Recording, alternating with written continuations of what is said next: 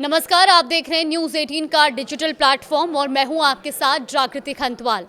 Israel और Hamas के बीच का युद्ध अब खात्मे की कगार पर लग रहा है। अमेरिकी राष्ट्रपति डोनाल्ड ट्रंप ने इस बात का संकेत देते हुए कहा कि हमास और कई देशों के साथ गाजा युद्ध को समाप्त करने और बंधकों की रिहाई के लिए सकारात्मक बात चल रही है। इसके साथ ही डोनाल्ड ट्रंप ने बड़ी चेतावनी भी दी कि अगर इस प्रक्रिया को और देरी से किया गया या इसको समय रहते पूरा नहीं किया गया तो इतना भीषण रक्तपात यानी कि ब्लड शेडिंग हो सकती है जिसे रोक पाना संभव नहीं होगा। ट्रंप ने सभी पक्षों से तेजी से कदम उठाने की अपील की और बताया कि बंधकों की रिहाई का पहला चरण इसी हफ्ते पूरा होने की उम्मीद है। दरअसल डोनाल्ड ट्रंप ने अपने social media platform truth social पर इस बातचीत को लेकर एक जानकारी भी दी है। ट्रंप का कहना है कि हमास और दुनिया के कई देश जैसे कि अरब देश या मुस्लिम देश, इसके अलावा भी जो अन्य देश, वो एक साथ बहुत ही सकारात्मक बातचीत के लिए तैयार हैं और उनके साथ बातचीत भी जारी है ताकि गाजा में युद्ध खत्म किया जा सके और लंबे समय से जो शांति की उम्मीद की जा रही है वो शांति कायम हो सके। ट्रंप ने आगे ये भी कहा कि मुझे ये भी बताया गया है कि पहला चरण इस हफ्ते पूरा होना चाहिए। उन्होंने कहा कि मैं सभी से ये कह रहा हूं कि जल्द कदम उठाए जाएं, नहीं तो भीषण रक्तपात होगा, यानी कि खूनी संघर्ष होगा, रक्तपात होगा और कुछ ऐसा भी हो सकता है जिसे कोई नहीं देखना चाहता है। ये कहना है डोनाल्ड ट्रंप का। रविवार को हमास ने भी इजराइल के साथ बंधकों की अदला बदली प्रक्रिया जल्द शुरू करने की इच्छा जताई और इसके साथ ही दोनों पक्षों के प्रतिनिधि मिस्र के समुद्री शहर शर्म अल शेख पहुंचे हैं जहां युद्ध समाप्त करने को लेकर बड़ी बातचीत हुई है।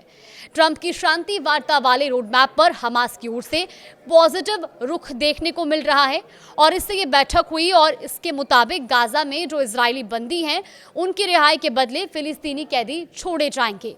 सभी देश मिलकर इसे स्थायी युद्ध विराम का मौका मान रहे हैं और खुद इजराइल पीएम बेंजामिन नेतन्याहू ने भी इसे लेकर उम्मीद जताई है कि आने वाले दिनों में बंधकों की रिहाई की शुरुआत हो सकती है। एक रिपोर्ट के मुताबिक हमास के एक बड़े लीडर ने भी इस समझौते के तहत युद्ध समाप्त करने और तुरंत कैदी अदला बदली प्रक्रिया शुरू करने पर सहमति जताई और कहा कि मौजूदा हालात में इसे जल्दी लागू करना ही चाहिए। अब सवाल ये है कि क्या इजराइल की बमबारी रुकेगी? दरअसल अमेरिकी विदेश मंत्री मार्को रूबियो ने रविवार को कहा कि अगर बंधक रिहाई पर बातचीत चल रही है तो इजराइल को गाजा पर बमबारी रोकनी चाहिए। उन्होंने अमेरिकी टीवी चैनल से बातचीत में ये भी कहा कि जब बातचीत चल रही हो तब हवाई हमले नहीं हो सकते। युद्ध के बीच बंधकों की रिहाई संभव नहीं है।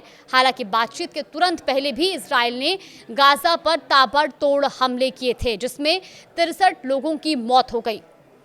ट्रंप की शांति योजना के मुताबिक इजराइल लगभग 250 उम्र कैद भुगत रहे फिलिस्तीनी कैदियों और युद्ध के दौरान गिरफ्तार किए गए 1700 से ज्यादा लोगों को रिहा करेगा। इसके बदले गाजा में बचे 47 बंधकों की रिहाई होगी।